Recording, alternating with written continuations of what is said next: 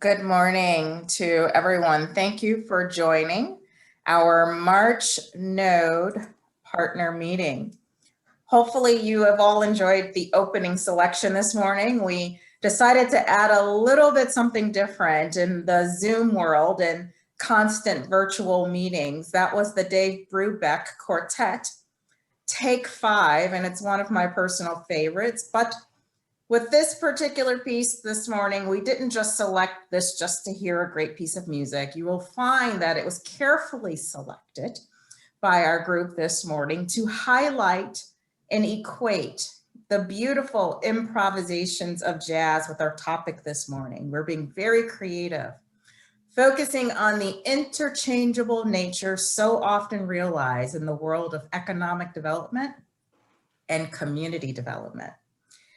As we know, a vibrant community is interdependent on both economic development and community development assets and tactics. And we are anticipating a lively discussion about how community development assets, such as county land banks and neighborhood revitalization groups, should be considered for use in economic development settings.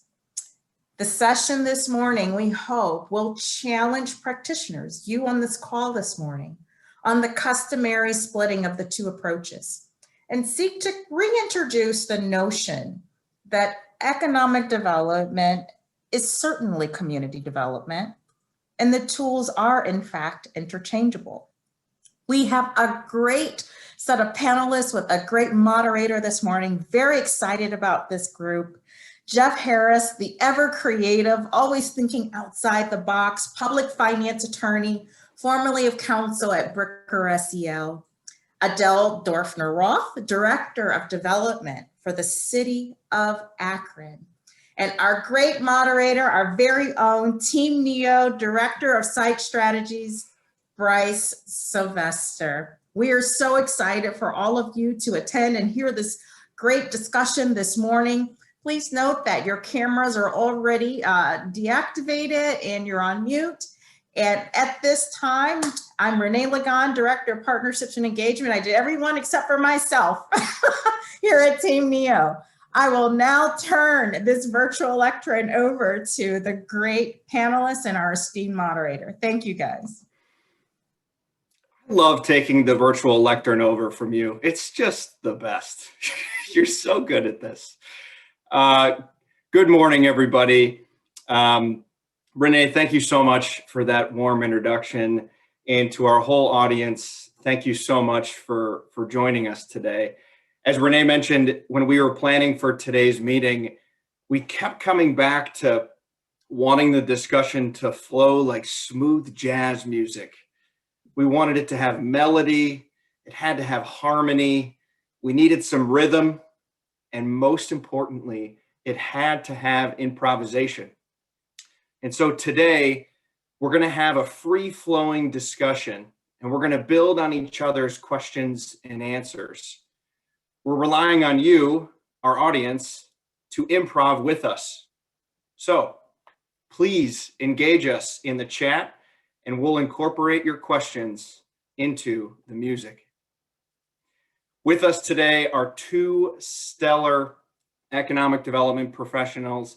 Adele and Jeff bring to us experience, creativity, some war stories, some humor about those war stories, and a deep passion for making positive impacts on the cities, clients, and people they serve.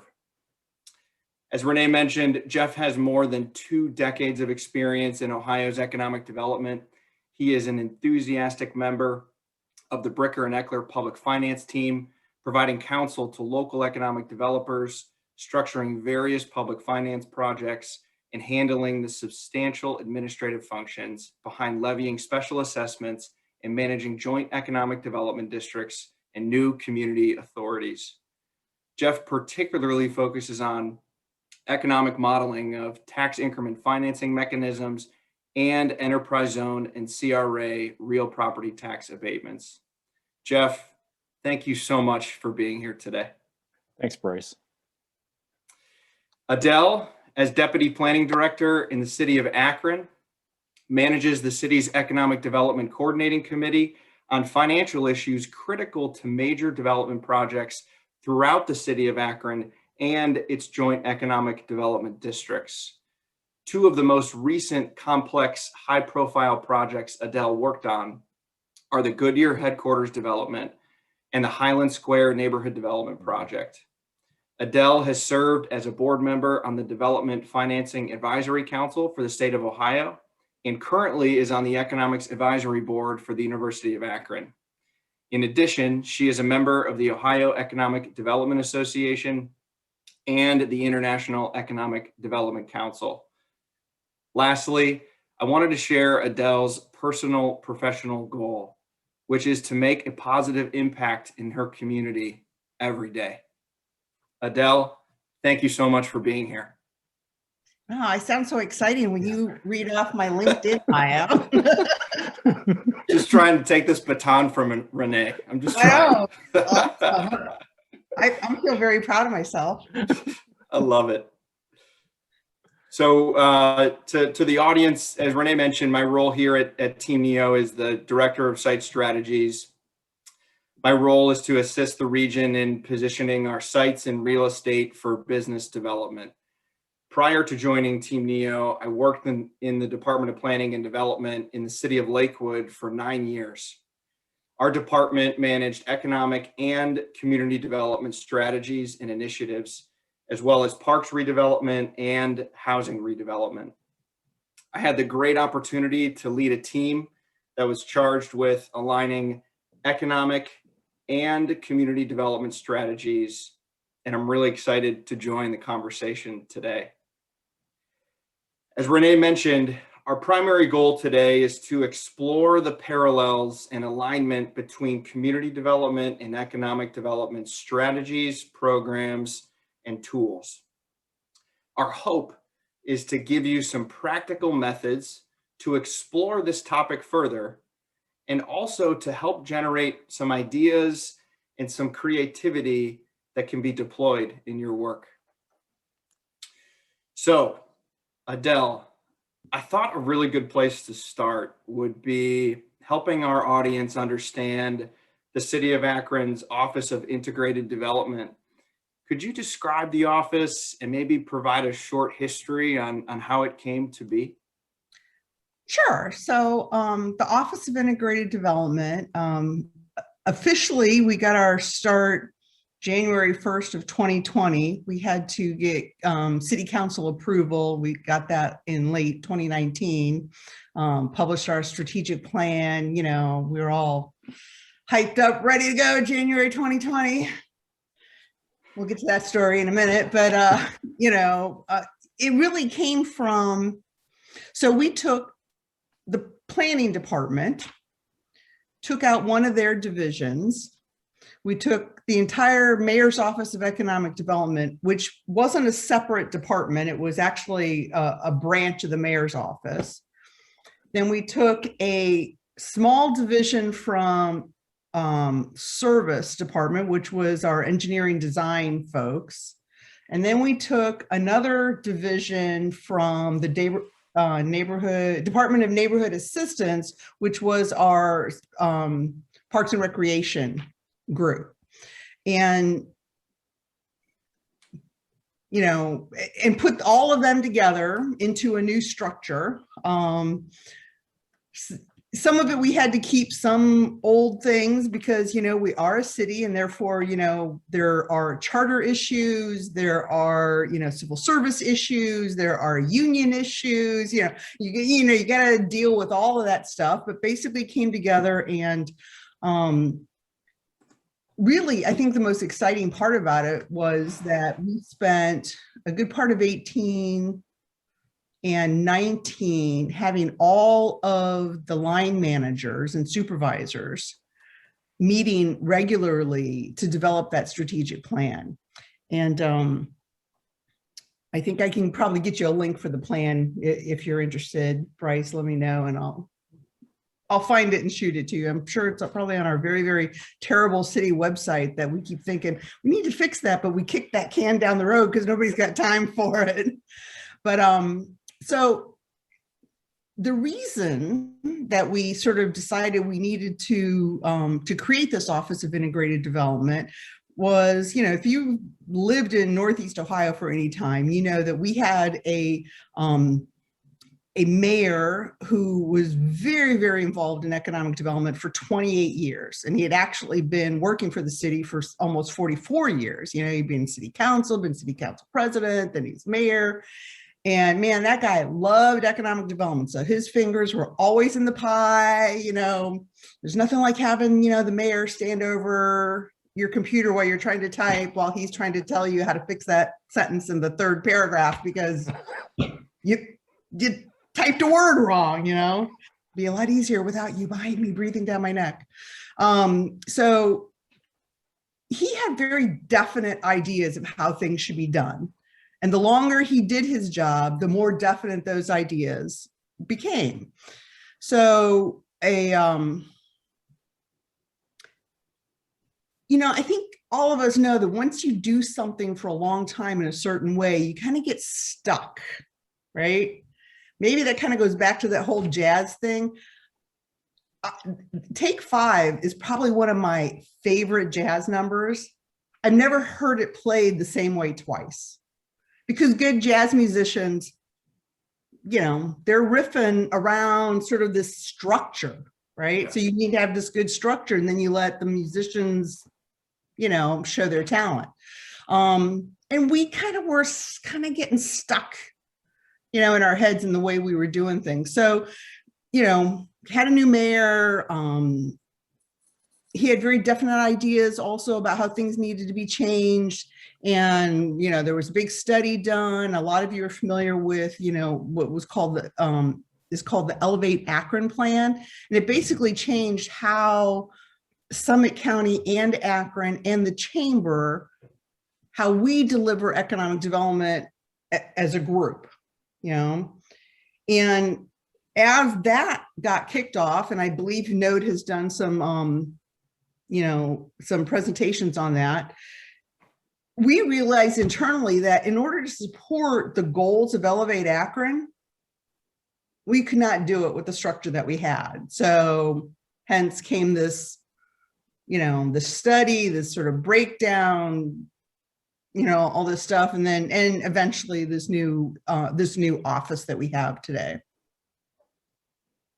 Adele, that's great. I love the thought around structure, and I almost think about it in terms of it's you have very hardworking frontline managers and people that are showing up to work every day and working in their disciplines. It seems to me like it was just I don't want to say a simple reorganization, but it was kind of a reframing of the goals under those with the same frontline managers, just moving over a little bit into a new lane and almost freeing up this creative approach to a more holistic set of goals. Is that? Yes. I mean, if you think about it, the office doesn't really have any new people. All the people that work for you, except for a few, sort of like, you got interns in and out and manager people promoted, but basically all the same people that worked for the city before work for us now. We have all the same economic development tools. It's not like we all of a sudden found $1 billion pot of money, which, if anybody on this call knows where that is, let me know. We have the same tools, but now we have a better way of, I guess, approaching all those tools and talking to our colleagues. Yeah, I love that part too. The structure maybe sets up some more natural flow of dialogue. That makes all the sense in the world.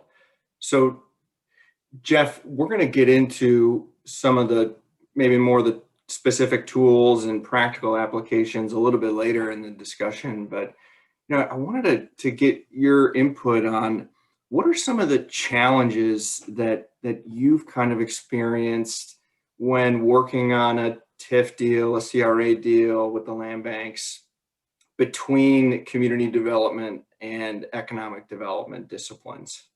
Sure. And Bryce, thanks for the question, and I'm happy to be here with everybody. Where Adele represents let's call it version 2.0, I started my career in version 1.0. And there are probably many of you on this call that I've worked with over the years. And I started my period of infamy at the former Ohio Department of Development, where I met Adele and was honored to work with her. And I do remember the mayor in our conference meetings back when, of course, we could be in person. In that Ohio Department of Development experience is really relevant, I think, for today's discussion, because I joke often that, you know, that department, still ODSA today, it had 12 operating divisions, and it had everything from tourism on the 29th floor down to Office of Appalachia and you know, community development programs down on the 24th floor. I was on the 28th floor. For those of you who remember the old Rife Tower, that's where the strategic development office was, your economic development. And we would joke that we didn't know what happened on floors 24 through 27. And we were also the golden child of the governor, because the governor and lieutenant governor spent almost all their time on the 28th floor, because that's where the deals were generated, and those are the deals that made the newspaper.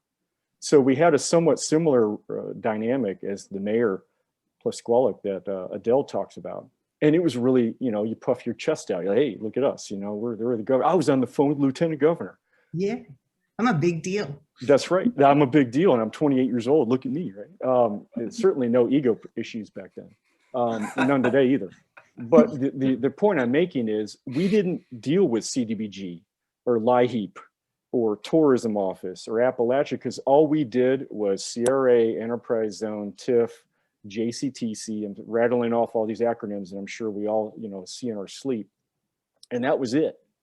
And what I love hearing about Adele's experience and this idea that riffing on the Take 5 song that we started with, it's all this improvisation that you go off and you start to improvise with other musicians, other team members.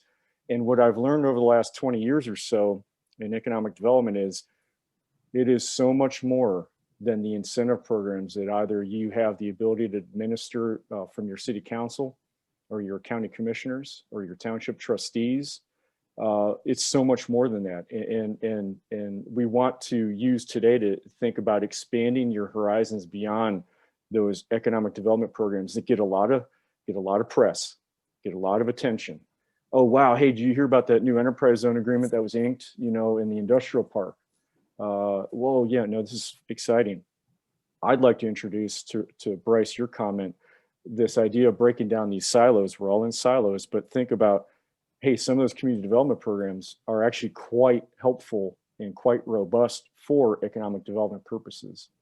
And we're going to get to examples here in a bit, but I've been in many meetings where you'll throw out a community development tool and it's almost like, you know, like poo-poo, like, oh, that's CDBG. Oh, yeah, you know, we don't deal with that. Or, oh, that's USDA. I know some of us on this call can't use USDA funds, but that's awfully community focused. And so I think, Bryce, you're going to take us on a nice journey here where we start thinking about what Adele has seen, which you bring them all together.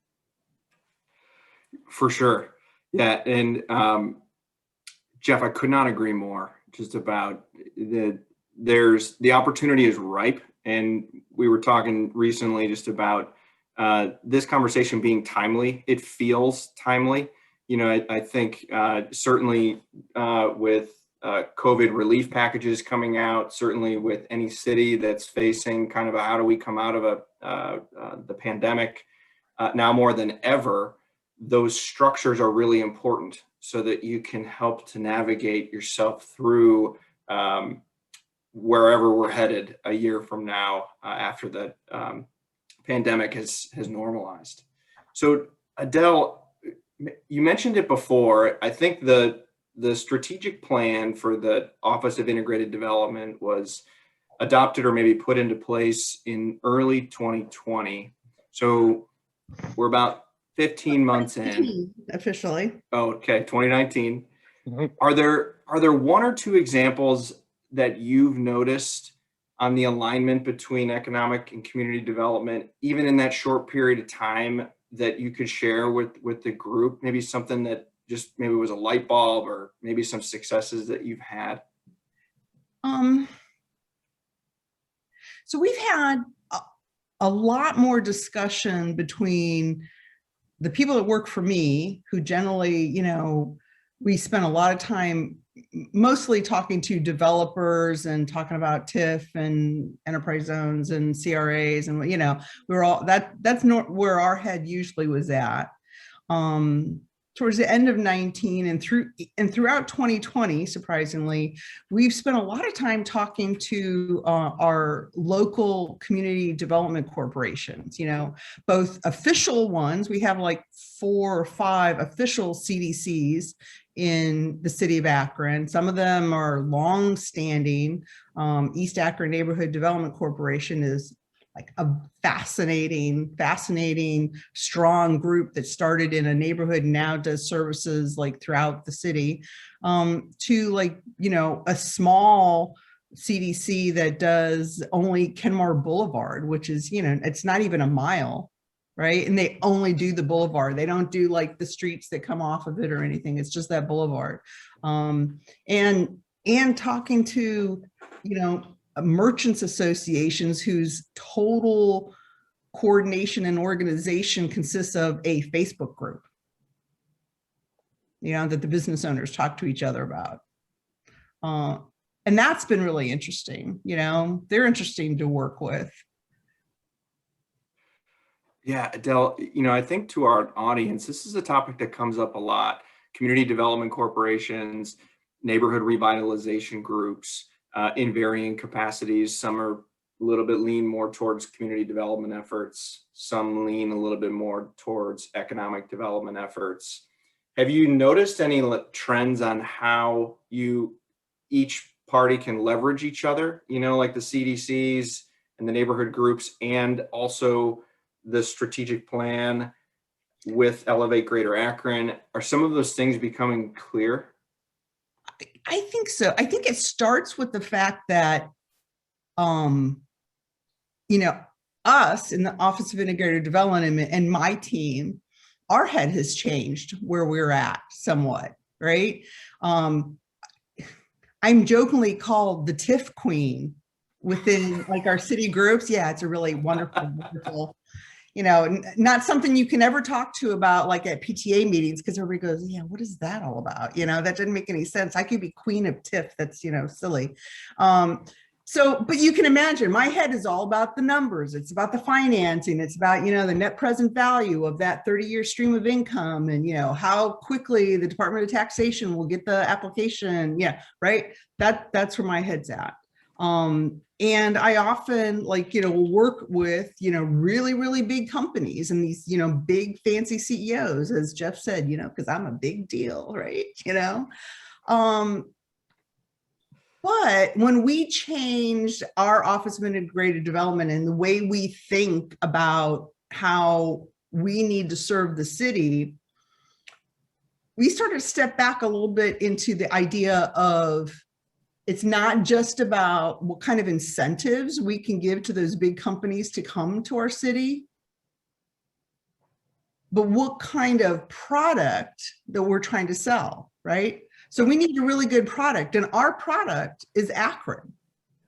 And you can't have a good product. You can't have a good city if all you do is focus on, the 5 big employers. They're hugely important. We need them. If Goodyear would have left, it, probably, I don't know, we wouldn't even have a website probably, who knows what would have happened to us. Clearly you need those big employers. But, the big employers, Goodyear has 3,000 employees, and we want them to want to be in Akron. They're not going to want to be in Akron if they have to drive through, miles of crap from their nice suburban neighborhoods to get to a very fancy headquarters that they park in a parking deck, take the skywalk over into their office, at 8 a.m., come back at 5, and then drive out of the city. What does that do for the, 200,000 people that we serve in Akron? So focusing on a neighborhood business district that's 2 miles away called Middlebury, right? It's it's a stone's throw from the old Goodyear headquarters. Focusing on that CDC, helping them, strengthening them. We actually got CDBG money. We gave $100,000 to the CDC to help strengthen their mission. There are partners out there. I mean, they not only do they have like paid employees, but they have people who are so devoted to their mission. I mean, Yes. they're like they're like the people who write fan fiction about Jane Austen. They do it for free. They love it so much, right? Yes. So I feel like I got like 14 employees over there in Middlebury. It costs me $100,000 for 3 years. Yes. Holy cow. And I never have to pay them OPERS, or workman's comp or unemployment or, all those other things that, Going back to the numbers, Adele. yeah. Right. That's the biggest thing. I mean, I feel like those people are our partners. Yes.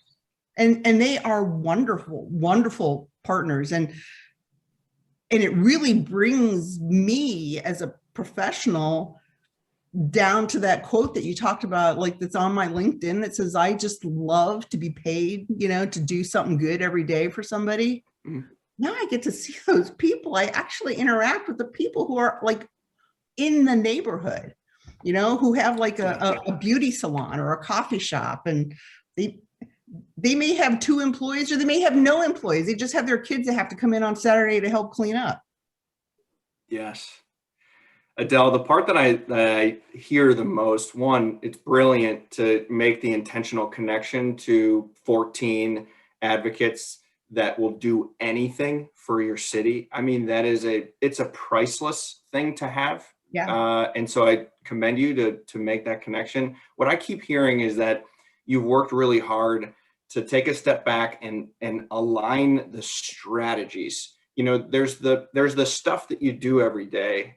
That doesn't necessarily have to be the place that you connect on. You don't necessarily need to help them, with plants and flowers and streetscape improvements in the downtown district. That's really important stuff. We all support it, but just make sure that somehow you connect their strategy into yours, because the streetscape improvements on that street are going to help you sell a better product, period.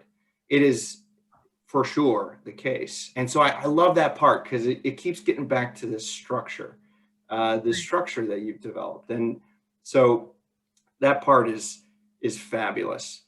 Jeff, what I'm thinking about is similar to the CDCs and neighborhood revitalization groups, is a topic we've talked a lot about, which are land banks. Right. Would you mind maybe talking a little bit about your involvement with the land banks and maybe even some opportunities that you see between the 2 disciplines, economic and community development? Right. And actually, I've got a direct kind of segue based on Adele's comment. I'm good friends with Ian Beniston, who's the Youngstown Neighborhood Development Corporation executive. And, recently your Mahoning County Land Bank just celebrated their anniversary. And I reached out to the land bank and said, congrats, this is a big deal. And lo and behold, in the conversations, Ian and his YNDC group carries a lot of water to help the county land bank decide where to direct its attention. And when you start following Youngstown closely, like I try to, you realize a lot of the economic development in Youngstown is community development. And so what I've seen in my time at Bricker is I'm throwing out there the idea of a county land bank as one example, one tool. Well, not to get too down the rabbit hole on county land banks, but county land banks to me are every bit as valuable as tools, enterprise zone, CRA, TIF, all the acronyms, alphabet soup, right? And I've been in meetings where I say, hey, you thought about your county land bank to take on this aspect or to help push the flywheel on that. And I've actually had folks say, county land bank, they're down the hall. They, don't they acquire drug houses? Yeah, they do. When's the last time you went down and talked to your county land bank director? Well, they're out there kind of, like you said, Bryce, they're planting trees. And you're like, well, but they have a ton of powers. And as an example, I think maybe some of you have heard me discuss this in recent past, where county land banks, they actually are CICs under Ohio law, community improvement corporations, with all the powers that CICs have. And, I'm out there proselytizing, if you will, the gospel of Paul, right? To say, hey, look, these county land banks are incredibly important and can advance a ton of economic development activity, even though they're often relegated in our very specific universe, right? Where TIF Queen really does matter, Adele, probably to this group. Yeah, right. All 66 people to which that matters. And that same 66 people probably make that same demarcation. Like, I don't do community development. I don't do CDBG. I don't do LIHEAP. I do economic development. And the rest of the world has no idea that there is such a division between the two. None. Those jokes that we would tell at my former state office, no one would get them if we were out at BW3s with lay people, right? Like, oh yeah, this community development, ha ha ha, right? And everybody say, it'd fall flat. There'd be no laughter, except maybe among the 66 of us. Oh, that's hilarious. Yeah, it is a community development aspect, not economic development. So these county land banks are really, I think, going to take form. Bryce, as we were preparing for today, one of the suggestions I made was we may want to look at county land banks, again, just one community development example, as a tool to deal with COVID-19's impact on real estate.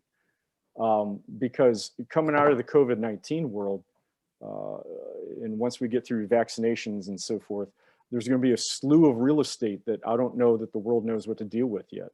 Either it's going to go into bankruptcy because retail or hotels are in bad shape. Folks may just walk away from property. We've seen some reports that we could expect a worse commercial real estate impact than even the 2008 housing crisis. So then you enter in Northeast Ohio's own,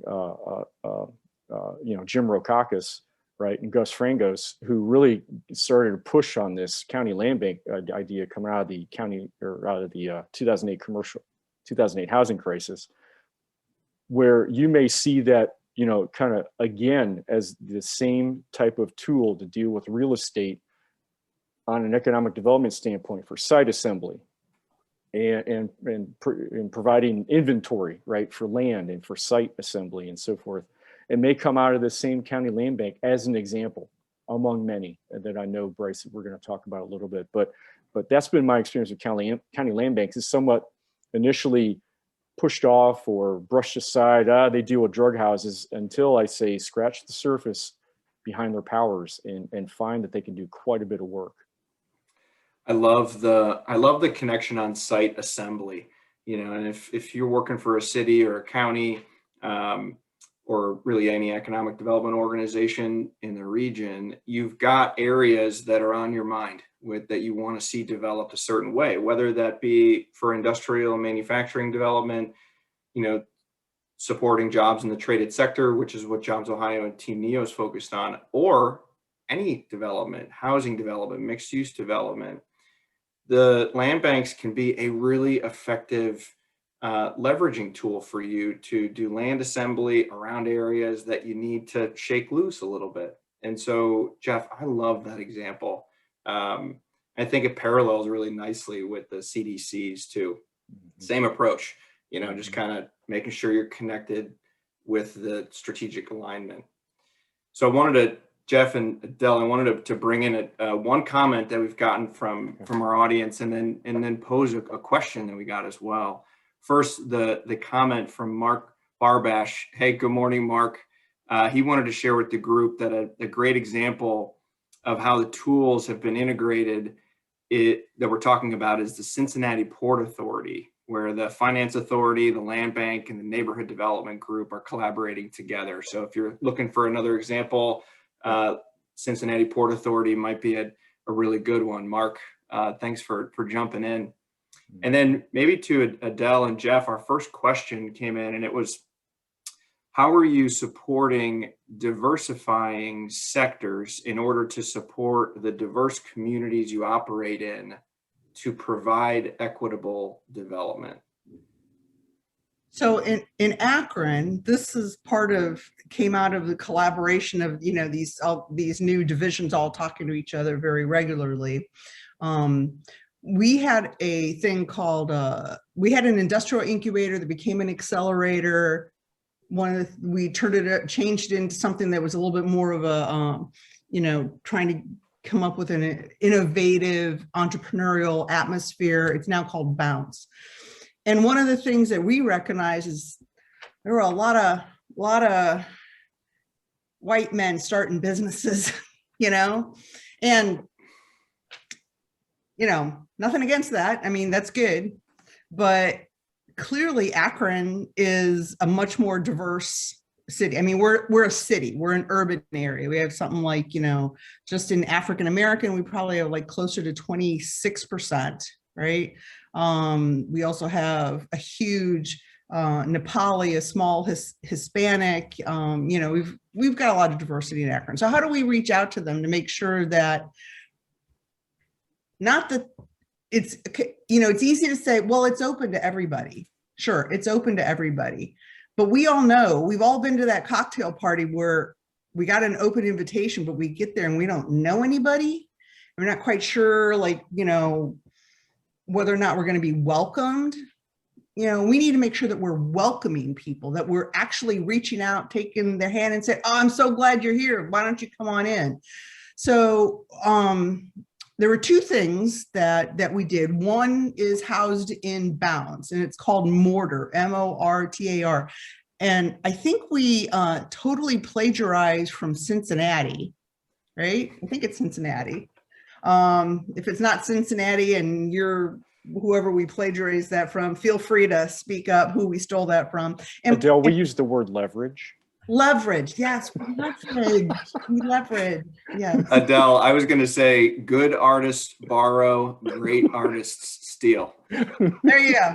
Yeah. Well, because, then like good jazz musicians, we took what they had and we gave it our flavor because, we're Akron, we're not, Cincinnati. Right. So Mortar is like a 15-week business start program where you start as a cohort. Okay. And the reason we started that was because we started this other program called Rubber City Match, which we leveraged from Detroit, from their Motor City Match, right? And what we do is we go into our neighborhood, one step back, we went and identified 11 neighborhoods that we called our great streets. And for those of you who know Akron, probably one of our greatest streets, which happens to be my neighborhood, is called Highland Square. They weren't picked. Why? They weren't picked because they're doing really well on their own. So we picked the next 11 that we thought are like at a tipping point, right? They have some vacancies, but they also have activity. Rubber City Match is made specifically to look at those great streets and those vacancies, partner with the landlords, the building owners, and say, if you are willing to come into this program and sort of, work with these things, we're going to give money to your potential tenant, which will help you get a tenant in there, right? And then we work with the people who want to start businesses or, move their businesses or whatever. And then we realized that's where we started to also see that we weren't getting as much diversity in the starting businesses. And we realized that some of the people who were giving us business plans, weren't quite ready. And although we have, the small business, we have an SBDC, which is a great team. If you've never worked with your SBDC, they're a great community. We have SCORE, which is also, a good organization. We really felt like we needed something that was a little bit different, that would be more, this idea of a cohort. And Mortar has been doing great. I think they're on their third, and then of course, I'd like to throw in here the fact that, most of March, I spent in 12-hour days working with the rest of my, colleagues, figuring out how do we shut down the city, but still provide all essential services, and Rubber City Match was not on that list. It was police, it was fire, it was water, it was trash pickup. I mean, we went into this whole other mode. And that became our focus for at least 6 months. It wasn't really until more like the end of summer and fall that we started to really be able to get back to, what I thought, that's not really my job. This is my job, right? Yep. And then even that was all focused on how do we help these businesses that are about to all shut down, and the small businesses who are using their home equity line of credit to float their business. You know, it's not like somebody who's like, okay, you got this big bond that, you know, and hundreds of thousands or even millions of shareholders. It's that lady with the small business who makes her kids come in on Saturday to help clean, right? Who's Yep. using her home equity line or her credit cards, you know, to run her business. That's a whole different thing. And that became our focus through the end of 2020. Yeah, Adele, I mean, I think you've just nailed on where a lot of people on this call, and certainly in both community and economic development professions, where they sit right now.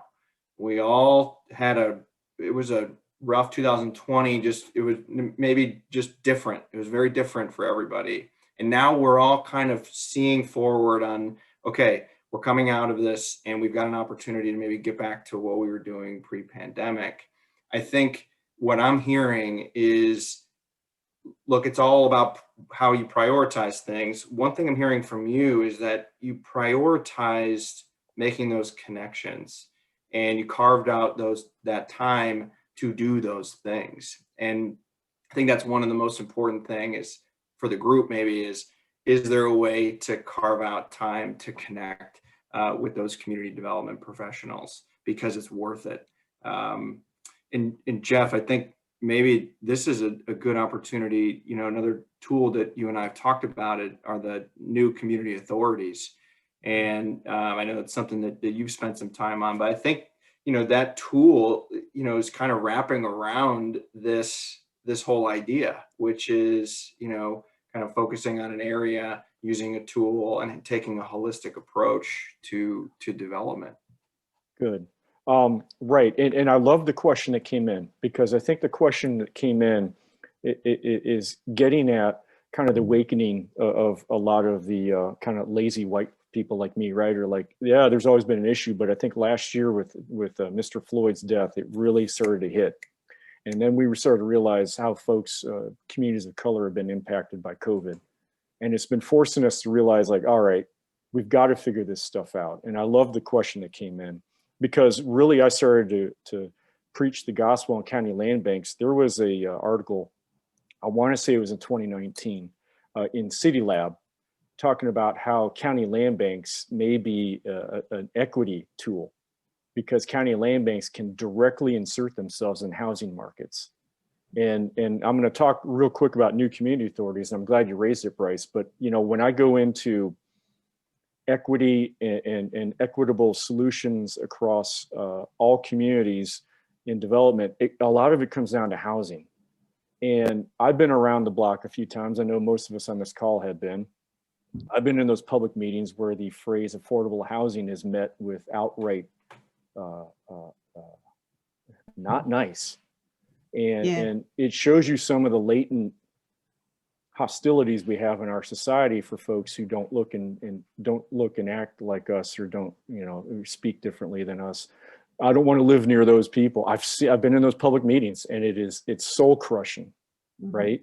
And so I think about things like housing as a way to start to get at some of the equity of this stuff, and getting us off of the affordable housing is code word for whatever you may, you know, the race baiting that oftentimes I think happens, especially in our current era. So when you think about housing solutions, you've got, I'm going to use that county land bank again, but now you've got, as Bryce suggested, new community authorities. These are really nifty tools. They developed back in the 1970s as a planning concept, really getting their start in Dayton. And there's actually some case law from the mid 70s about new community authorities near Dayton. Basically, they actually they self-assess taxes to fund infrastructure, but they're typically wrapped around residential development. And what we're seeing around Ohio is the idea that you've got developers who will come in, suggest a new community authority to levy a 5, 10, 12 mil assessment on their own development to pay for infrastructure. But depending on the location in which those developers are locating, You then have a city or the county say, what's your affordable housing component? What are you inserting in here for mixed incomes? And most importantly, the best practices, I think we would agree, are do not put all of your low-income LMI folks in a warehouse on one side of the development. Right. Intersperse them throughout the neighborhood because they are neighbors. Yes. And they are your co-citizens. And so you've got these really nifty, some of these are decades old. I mean, the new community authorities are older than I am. But they're now being used to say, not only will we pay like a TIF for your numbers, right, Adele, for the water and sewer lines, but then we're also going to say, or the community, the sponsoring city will then say, show us your affordable housing plan. And it better intersperse the folks within the neighborhood. And I'll go one more, Bryce. I hinted to you that I was going to drop this, drop a mic. CRA law, if you look at the history of community reinvestment areas in Ohio, they came about in 1969. I know ODOD or DSA has got some language out there as the 70s. They're wrong. Late 60s is when CRA came out. I've seen it. It was a housing program, plain and simple. And it was an urban blight, slum clearance. Talk about language that's no longer appropriate, but it was slum clearance program back in the late 60s coming out of World War II and the housing crunch, right? So, in the decline of cities back then. So CRA law, I'm actually getting a lot of phone calls nowadays saying, I get it, industrial, commercial, industrial parks, I get it. I know how to do my post-94 CRA negotiations, but what in the world can I use my CRAs for as a housing solution? And then layer on top of that, kind of like the new community authorities I mentioned, now you've got some of the cities saying, again, what is your affordable housing component? Because all those only uses CRA for housing. Yeah, right. And so now, of course, as we all know, you cannot negotiate residential abatements under CRA, but you can certainly treat them like that, and you can negotiate around them with developers doing multifamily housing or other, things that you can kind of craft as more commercial. Now you're getting into really interesting social equity stuff, layering on top of your incentives program, which now starts to feel, maybe for folks in this call, like that's a lot of warm and fuzzy. I just do enterprise zone deals, right? I just do TIF deals. Well, now you're starting to layer social equity on top of all these other components, and the palette looks a lot more robust. All the colors you can paint with. I'm going painting. We need to save music. I'm sorry. No, painting is good. Okay. Jeff, we have a question come in I thought you might know the answer to. The question was, can land banks issue tax exempt development bonds? The one thing they can't do. It's like somebody looked at the code and said, I'm going to get Harris. He's all about county land banks. Yeah, no, they can't. But you know what? You know who can? Your sponsoring community. If it's a county land bank, work with your commissioners. I love Mark Barbash's comment. I've actually spoken or corresponded rather with the Cincinnati land bank. Sure enough, he's housed in the Cincinnati port office, and they are one and the same, right? Kind of like your arrangement, Adele. So if you've got a county land bank and you need to issue debt, partner up.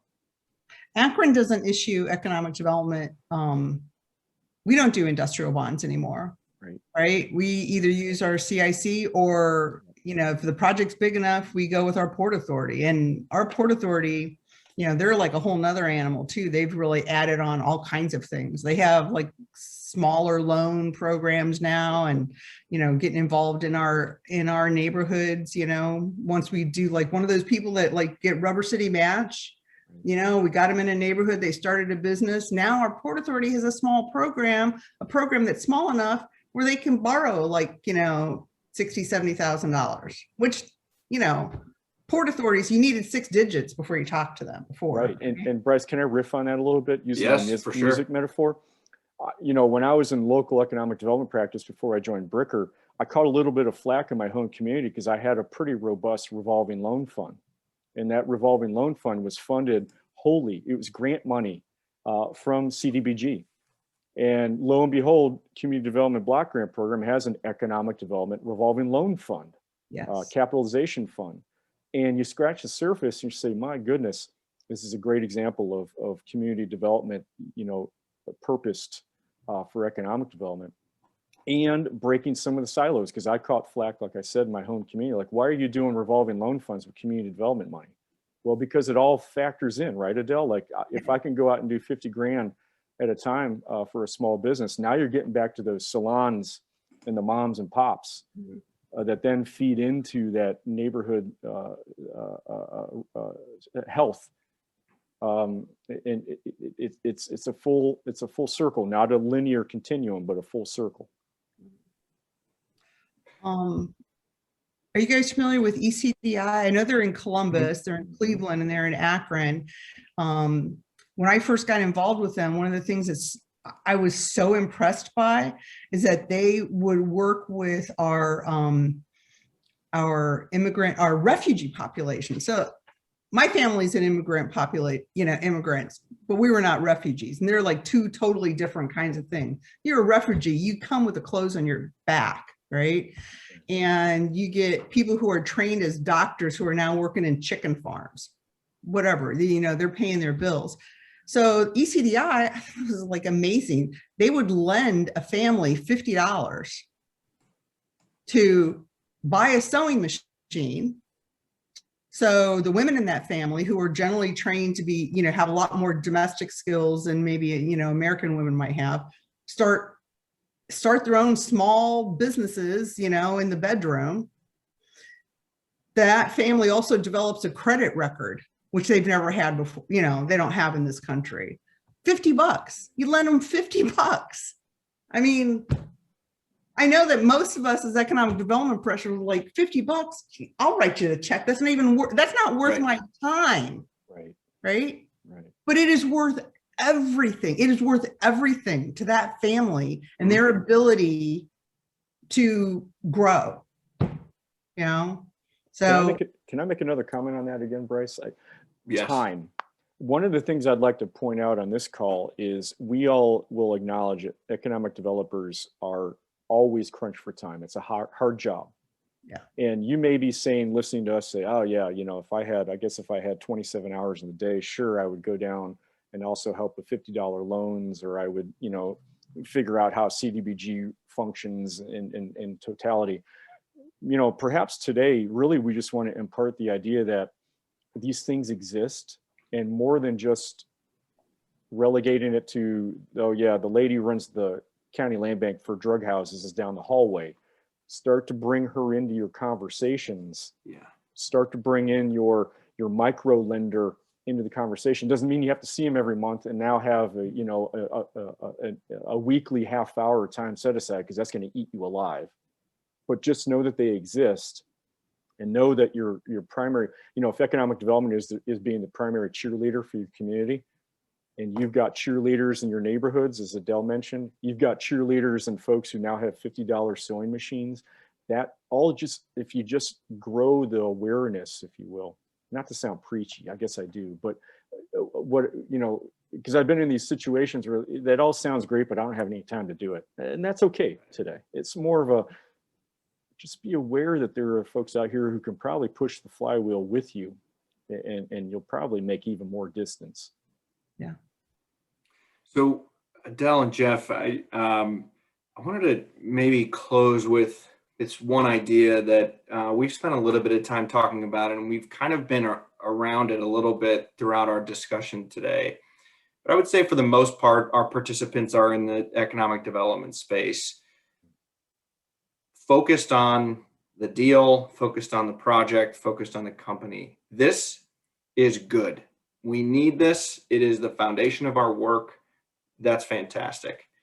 You have the community development discipline, which in my opinion wraps around that. It's pre-sales and it's post-sales. It's setting the context to build a product, Adele, that you were talking about earlier, to sell part of that product. And then the post-sales is engaging the employees that just landed in the city via an economic development deal that took place. And then that relationship with the company, the employees, the CEO, and the CDC, the Neighborhood Revitalization Group, and community groups.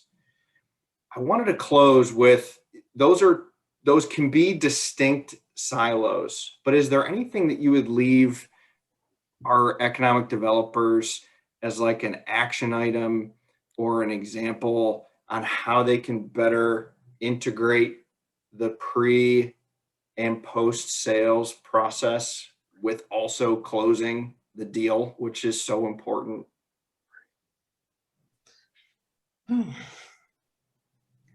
You know, so for those of you who didn't know, I'm about to retire.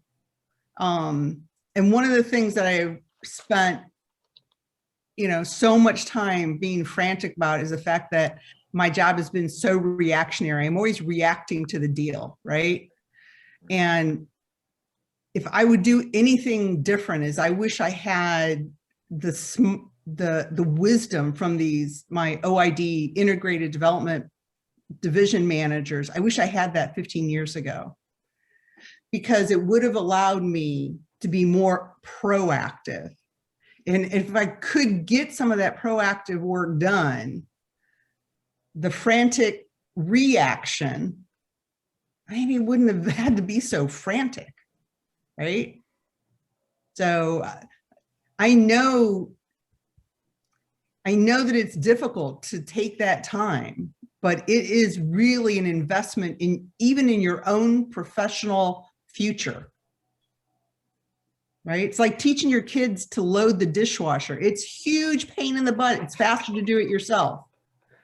But if you teach them, after, breaking one or two pieces, eventually after dinner, you don't have to load the dishwasher, right? So they'll still put the cups in the bottom though. Yeah. They need to go on top.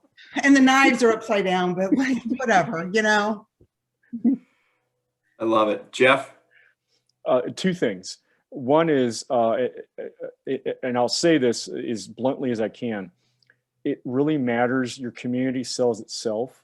So don't shiv the back of your schools. I've been saying that for years, because you can craft a deal that grabs school millage, but be careful, because the schools primarily, if you've got an incoming attraction project, their kids are going to be going to that school, and it matters the quality of the schools, because usually the second question I'd get when I was a local economic developer, what are your local schools like?